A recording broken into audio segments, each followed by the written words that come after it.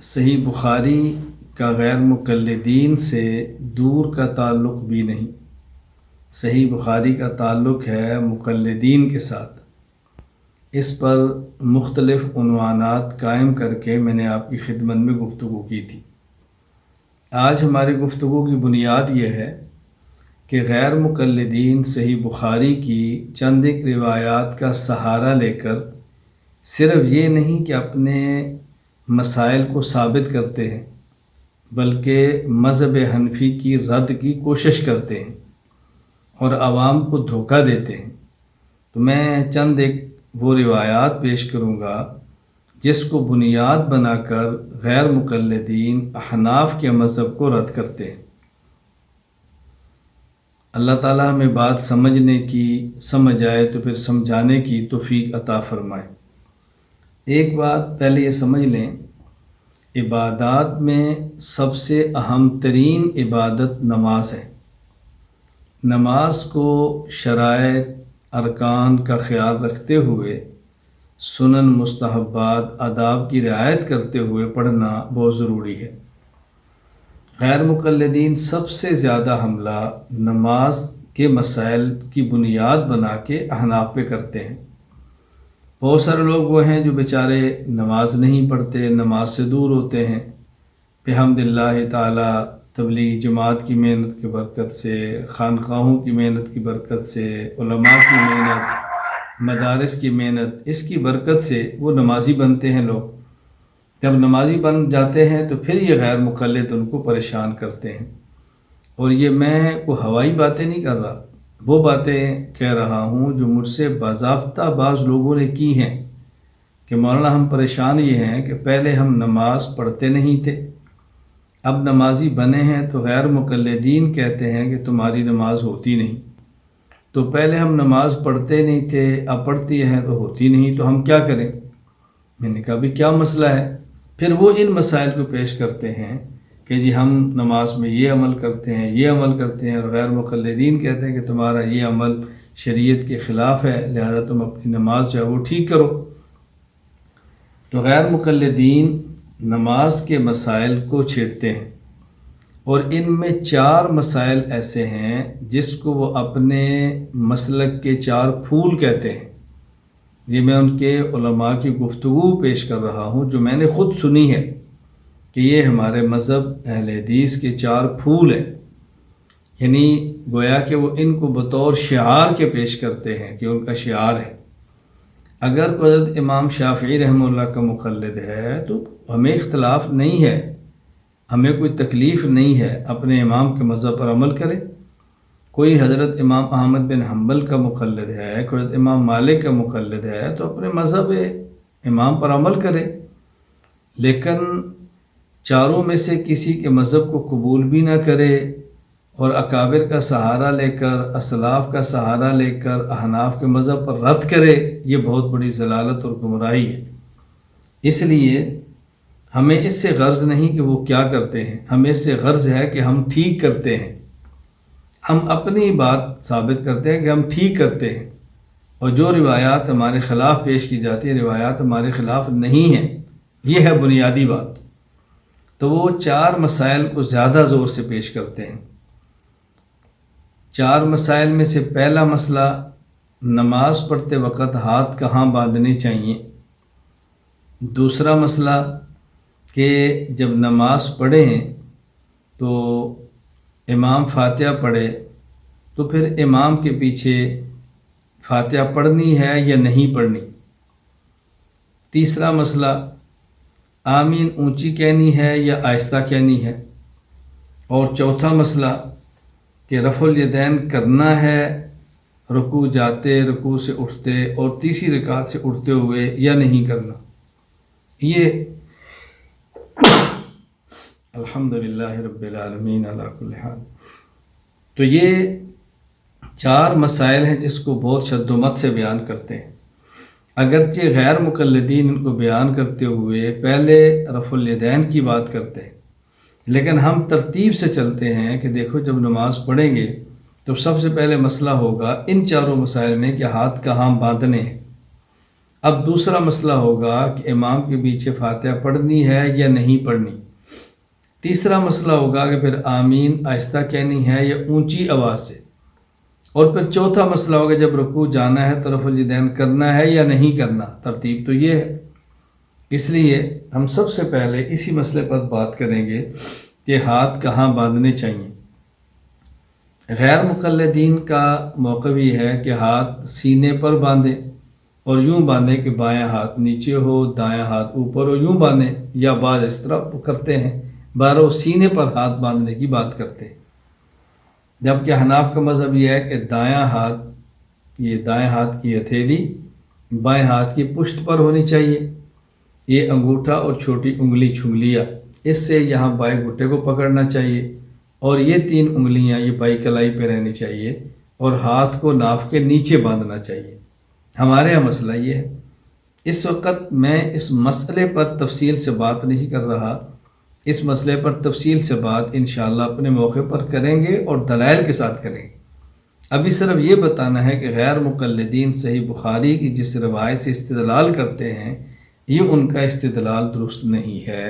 یہ ہے بنیاد۔ ان کی بنیاد یہ ہے کہ حضرت امام بخاری رحمہ اللہ تعالی نے صحیح بخاری میں باب قائم فرمایا ہے، باب وضع الیمنی علی الیسری فی الصلاۃ، اور اس کے تحت حدیث لائے ہیں عن سہل بن سعد رضی اللہ عنہ قال کان الناس یؤمرون ان یضع الرجل الید الیمنی علی ذراع الیسری فی الصلاۃ۔ حضرت سہل بن سعد کہتے ہیں کہ رسول اکرم صلی اللہ علیہ وسلم کے دور میں حکم دیا جاتا تھا کہ آدمی اپنے دائیں ہاتھ کو بائیں کلائی پر رکھے نماز میں۔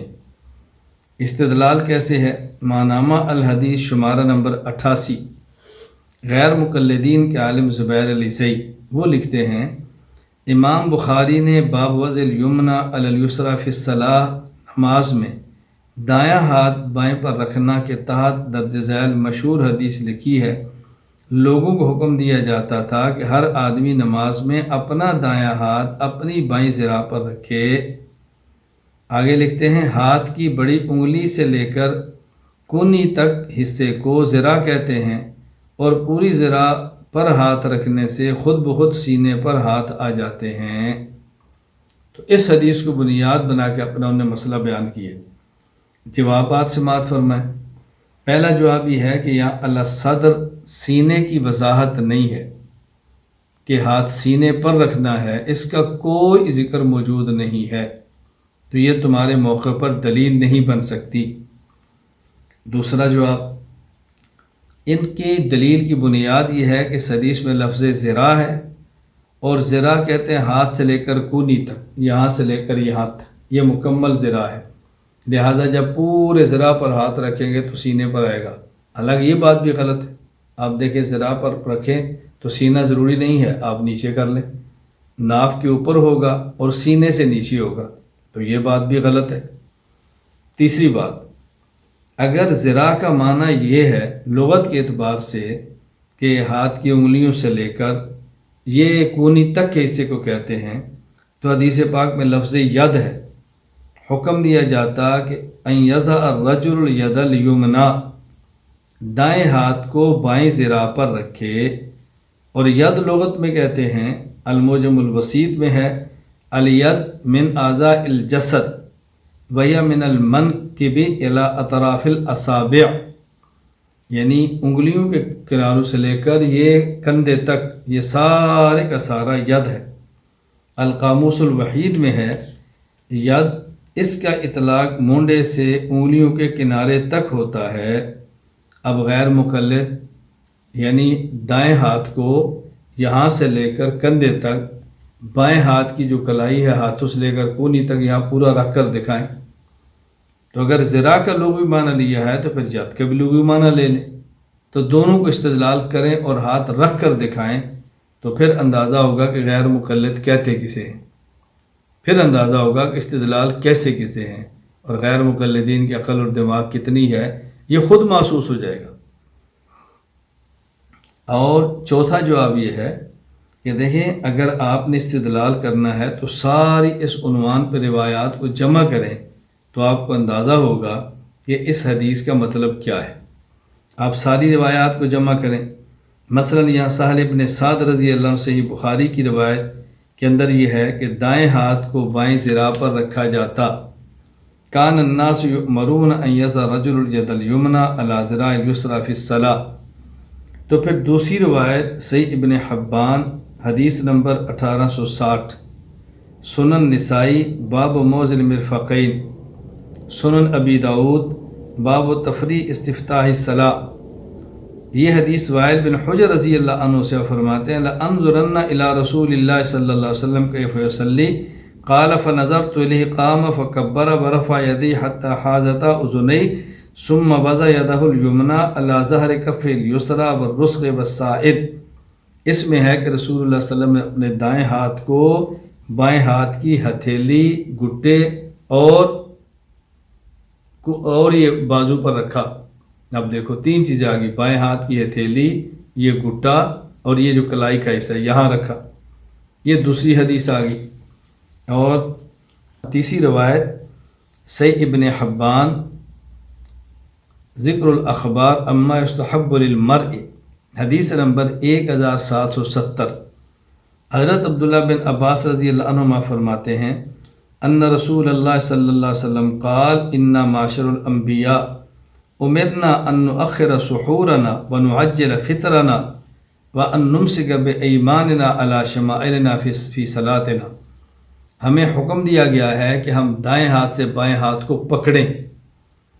اور چوتھی حدیث مصنف ابن ابی شیبہ باب وضع الیمین علی الشمال حدیث نمبر 3959۔ وائل بن حجر رضی اللہ عنہ فرماتے ہیں رأیت النبی صلی اللہ علیہ وسلم وضع یمینہ علی شمالی فی الصلاۃ تحت السرہ۔ رسول اللہ صلی اللہ علیہ وسلم میں نے دیکھا کہ آپ نے دائیں ہاتھ کو بائیں ہاتھ پر نماز میں ناف کے نیچے رکھا۔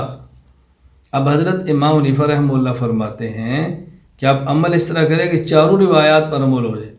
دائیں ہاتھ کی ہتھیلی بائیں کی پشت پر رکھ لیں، اس پر بھی عمل ہو گیا کہ دائیں ہاتھ کو بائیں کی ہتھیلی پر رکھا۔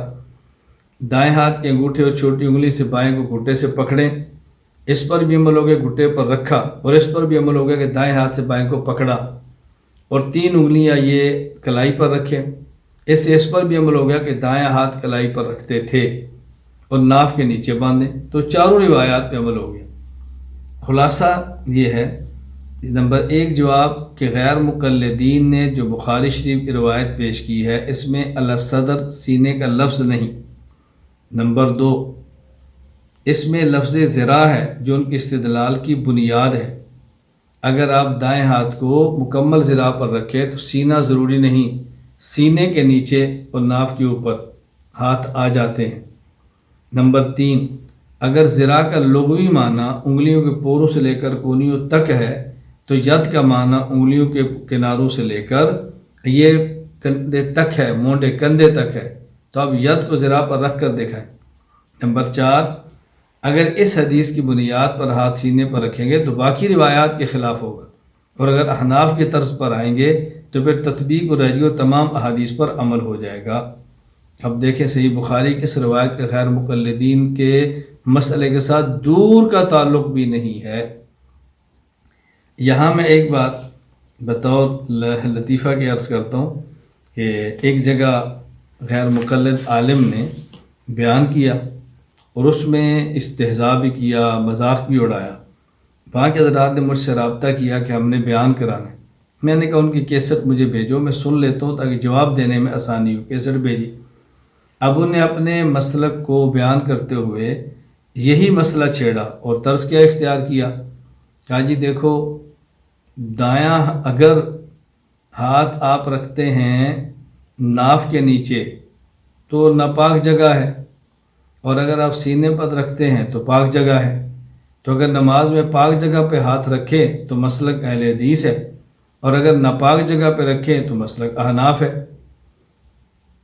اب دیکھو بظاہر کتنا بندے کو پھنسایا جاتا ہے کہ یہ ناف کے زیر ناف جگہ ناپاک ہے اور سینہ پاک ہے، پاک جگہ پہ ہاتھ رکھے تو مذہب اہل حدیث، ناپاک جگہ پہ ہاتھ رکھے تو مذہب احناف، تمہاری مرضی جس پہ چاہو عمل کرو۔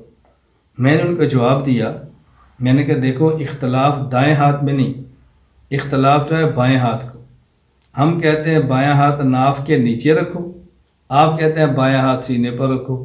دایاں ہاتھ تو بائیں کے اوپر ہے، جہاں بایاں ہوگا وہاں دایاں، اگر بایاں سینے پر ہے تو دایاں اوپر، بایاں ناف کے نیچے ہے تو دایاں اوپر، تو اختلاف تو بائیں میں ہے۔